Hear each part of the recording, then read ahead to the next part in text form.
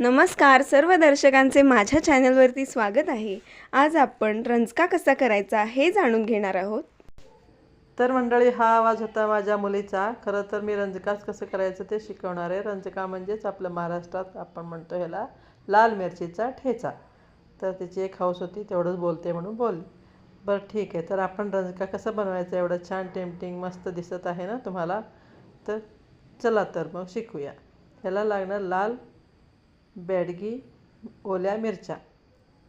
तर लाल ओली मिरची बेडगीच्या म्हणजे तिखटाला कमी असतात आणि चवीला खूप छान खमंग लागतात।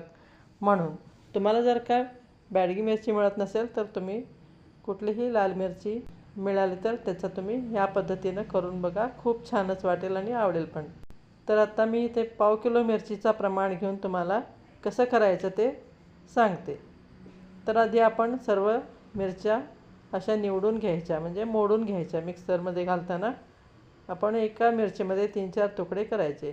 तर मी इथं पाव किलो मिरच्या घेतलेल्या आहेत, त्यासाठी 1-2 चमचे मेथी दाणे लागतील आणि अर्धी वाटी एवढे लसूण, 1 लिंबा एवढं चिंच, हिंग, आणखीन मीठ, खडा मीठ असेल तर उत्तम।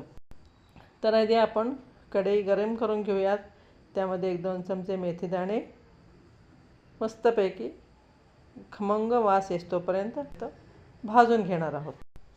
तर तुम्हाला असेच नवनवीन वेगवेगळ्या प्रकारच्या कर्नाटकच्या डिशेस बघायच्या असतील तर माझ्या चॅनलला लगेचच सबस्क्राईब करा आणि बेल आयकॉनवर प्रेस करायला विसरू नका। तुमच्या एक लाईकमुळे आम्हाला मोटिवेशन मिळेल। तर आता आपण एका मिक्सी जारमध्ये मोडून ठेवलेल्या मिरच्या घालून घेऊयात। आता जरी तुम्हाला भरपूर घातले असं वाटत असेल तर ते मिक्सीमध्ये बारीक झालं की आतच जाणार आहे, त्यामुळं काही काळजी करायचं कारण नाही। तुम्हाला चवीपुरतं मीठ, त्याला एक अर्धी वाटी एवढं मीठ लागणार आणि चिंच,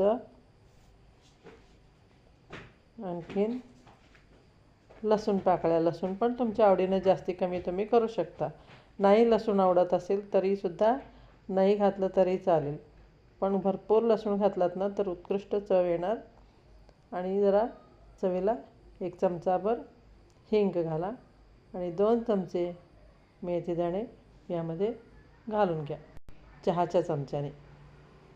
तर आता आपण याला पाणी न घालता मिक्सरमध्ये बारीक वाटून घेणार आहोत।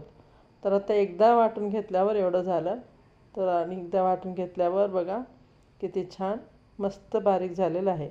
अशा प्रकारे आपला रंजका तयार झाला। धन्यवाद। धन्यवाद। आता तुम्ही सुद्धा नक्की करून पहा।